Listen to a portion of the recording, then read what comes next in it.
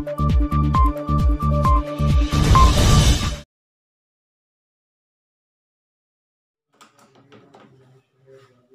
शाहनवाज अहमद ख़ान इस वक्त मौजूद हूँ पीतल नगरी क्षेत्र में मुरादाबाद में, और यहाँ मेरी मुलाकात हो रही है शालिनी अली जी से। आप दिल्ली से तशरीफ़ लाई हैं और राष्ट्रीय संयोजक हैं मुस्लिम राष्ट्रीय मंच महिला प्रकोष्ठ की।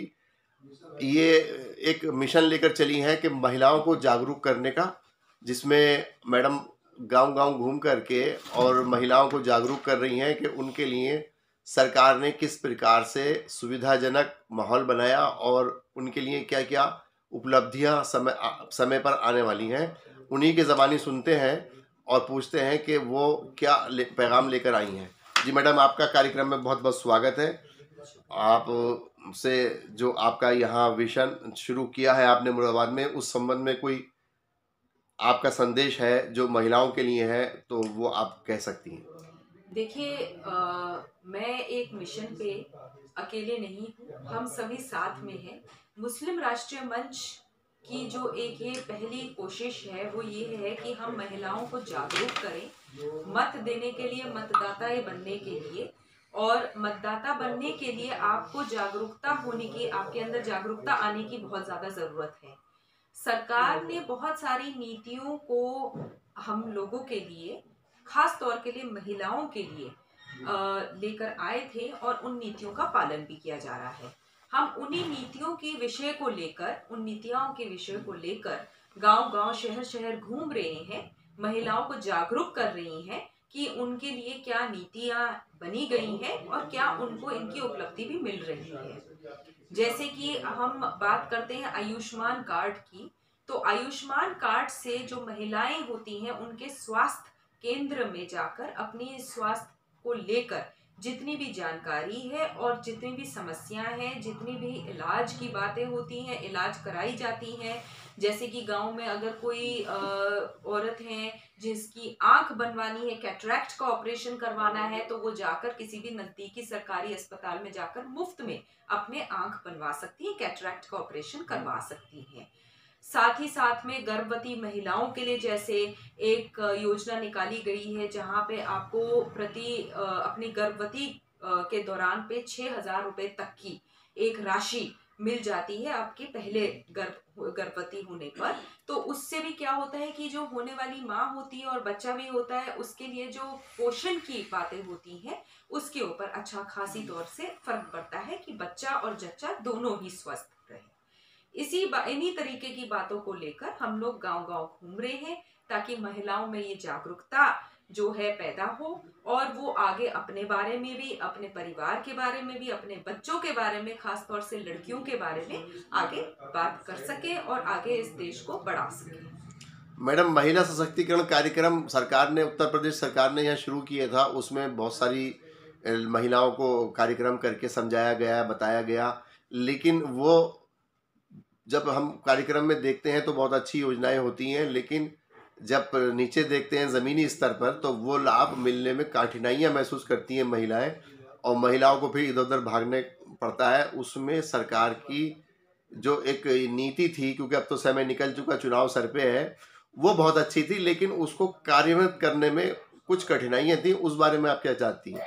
देखिए, आपने जो बात कही वो बात किसी ना किसी, कहीं ना कहीं, किसी दौर तक आप जो कह रहे हैं वो किसी हद तक सही है, पर उसका जो कारण है वो एक कारण नहीं है। उसका कारण, पहली बात तो ये है कि भारत एक बहुत ही बड़ा विशाल देश है।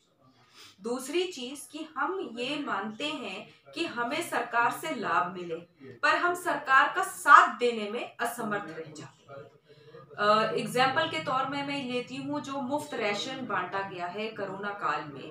देखिए, बहुत बड़ी बात है, आज तक मुफ्त राशन बंट रहा है और बहुत से लोगों को गांव में अपने घर पे ही बैठे बैठे राशन भी मिल गया था। और बहुत से ऐसे लोग हैं जिन्होंने ये बात सामने लेकर आए और उन्होंने बोला कि हमें राशन नहीं मिला। तो कारणवश सिर्फ ये नहीं रहता है कि सरकार ने आपको राशन नहीं दिया, कारण ये भी रहता है क्या आपने अपने जितने भी दस्तावेज हैं उनको आपने अपडेट करके रखा है। जैसे आधार कार्ड है, उस पे जो नंबर है क्या वो नंबर आज भी चालू है। हमारे घर में जो काम करने के लिए, मदद करने के लिए महिला भी आती हैं, उनके साल में 2 या 3 बार मोबाइल नंबर बदल जाते हैं, या तो गुम हो जाता है या तो रिचार्ज नहीं हुआ होता है। तो क्या हम हर बार अपना मोबाइल नंबर उसमें अपडेट करवाते हैं, आधार कार्ड में लिखवाते हैं कि अब ये हमारा नंबर है, इसमें हमें सूचना मिले? तो पहली चीज तो ये है कि सरकार को हमारी मदद करने के लिए हमारे साथ की भी जरूरत है। दूसरी चीज ये है कि सरकार जब नीतियां लेकर आती है, वो समय समय पे सूचना देती है, वो सूचना अखबारों से भी मिलती है, पर क्योंकि हमारी बहनें पढ़ी लिखी नहीं होती हैं, क्योंकि हमारी बहनें घरों में काम करते करते अपने बारे में सोचना भूल जाती है, अपने परिवार के बारे में सोचते सोचते रह जाती हैं, और क्योंकि उनके दिमाग में इतने सारी बातें चल रही होती है, वो अपने और अपने हित के बारे में तो सोचती ही नहीं है। तो ये एक बहुत बड़ी बात है कि जहाँ पे अवेयरनेस नहीं है, जितना भी कोशिश आप कर लो, वो अवेयरनेस तभी पैदा होगी जब महिला रुक के सोचेगी कि हाँ, मेरी अपनी भी जरूरत है कि मैं अपने बारे में भी सोचूं, तो ही मैं अपने परिवार के बारे में और उसके हित के बारे में आगे बढ़ूं। मैडम, आपने अब तक जो ये वोटर अवेयरनेस प्रोग्राम यानी कि मतदाता जागरूकता अभियान आपने लेकर मिशन चली है, इसमें अब तक कितने जिलों में या कितने गांव में मुरादाबाद के आप पहुंच चुकी हैं और लोगों को समझा चुकी हैं? देखिए, हम तो पूरे उत्तर प्रदेश और उत्तराखंड में घूम लिए हैं। उत्तराखंड में हमने दोनों ही जगह, गढ़वाल भी और टिहरी भी, आप देख लीजिए। जैसे मैं एक सिंपल भाषा में कहूंगी, पहाड़ी इलाका में भी घूम ली हूँ और स्थानीय नीचे प्लेन एरिया में भी घूम ली हूँ। सारे विधानसभाएं हमारी उत्तराखंड में भी कंप्लीट हो चुके हैं। पहले और दूसरे चरण के जो एरियाज हैं उत्तर प्रदेश में, वो भी हमारे कंप्लीट हो गए हैं, और आगे भी हम आगे बढ़ रहे हैं। आज जैसे हम आगे जा रहे हैं, रामपुर जिले में भी आज हम जा रहे हैं काफी महिलाओं से मिलने के लिए, बात करने के लिए। और मैं फिर से ये कहना चाहूंगी कि हम किसी भी राजनीतिक दल को आगे बढ़ाने के लिए जागरूकता नहीं बढ़ा रहे हैं, हम सिर्फ सरकार से दिए गए जो नीतियां और लाभ हैं उनको आगे बढ़ाने के लिए, ताकि वो सोचे समझे और उस हिसाब से अपना मतदान करें। इसको लेकर आगे प्रचार कर रहे हैं। सरकार की नीतियों को आगे बढ़ाने का जिम्मेदारी आप ले रही हैं, लेकिन इसके साथ महिलाओं को कुछ ऐसी समस्याएं भी हैं जिनको ज़बान से कहना और बात है, लेकिन ज़मीन पर कुछ और समस्याएं होती हैं। तो ऐसी कौन सी समस्याएं आपके सामने आई महिलाओं की ओर से जिनको आपने सोचा कि ये सरकारी स्तर पर हल होनी ज़रूरी है? जो समस्याएं नॉर्मल समस्या होती हैं, जैसे कि हमारे गली में कचरा बहुत है, सफाई नहीं हुई है, तो उसके लिए हमने वहां पे उनको अच्छे से समझाया भी है कि सफाई सिर्फ सरकार नहीं करेगी, आपको खुद भी करना है। तो ये मुझे लगता है कि एक बड़ी बात है कि जैसे काफी शहरों में मैंने देखा भी है कि सफाई अभियान चल रही है, लोगों को लाउड स्पीकर में बताया जा रहा है कि घर के बाहर कचरा ना फेंके, जो मलेरिया डेंगू के समय में भी होता आया है। वो मुझे लगता है कि रिट्रैक्ट करते करते करते करते कहीं रह गया, और आजकल सिर्फ कोरोना की बात हो रही है। तो मुझे लगता है सरकार को एक बार फिर एक निचले स्तर से इसी बात को लेकर चलना चाहिए।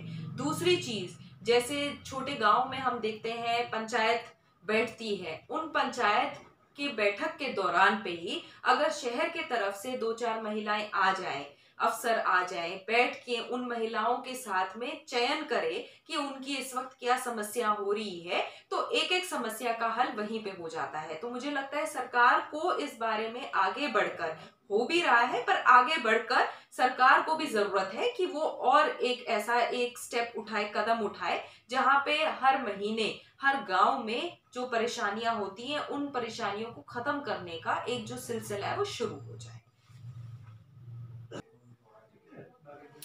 देखिए, गांव-गांव में, शहर में भी काफी जिलों में घूमने के बाद जो हमारे सामने समस्या आई हैं, जैसे कि बहरहाल आप देख लीजिए आयुष्मान कार्ड को लेकर, कि हम जाते हैं अगर किसी भी सरकारी अस्पताल में, तो हमें लंबे लाइन में खड़े होना पड़ता है।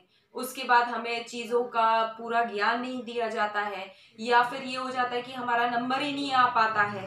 तो उसमें मैंने महिलाओं को यही गुजारिश भी करी है मैंने उन्हें कि सबसे पहले जब आयुष्मान कार्ड बनाए या कभी भी उनका नंबर भी चेंज हो रहा होता है तो तुरंत जाकर घर के किसी बच्चे को ही आप भेज दीजिए, या तो फिर आपके नजदीकी कोई भी वहां पे अफसर बैठे हुए होते हैं उनको बता दीजिए कि हाँ जी अब हमारा ये नंबर, हमारा ये जो मोबाइल नंबर है ये हमारा चेंज हो गया है। दूसरी बात आती है कि जब कोरोना काल था, जैसे पहले भी कहा कि राशन की बहुत दिक्कतें हुई थी, तो आपको कोशिश ये करनी होगी कि आप या तो कोई टोलियां बनाए जो गांव-गांव जाकर एक बार घूम ले और उनके मोबाइल नंबर्स भी अपडेट करा दे, क्योंकि कई बार ये खुद भी भूल जाते हैं कि ये नीतियां हमें सरकार से मिली हैं और इसका हमें लाभ उठाना है, तो वो खुद भूल जाते हैं कि हाँ हमें अपना नंबर अपडेट करवाना है।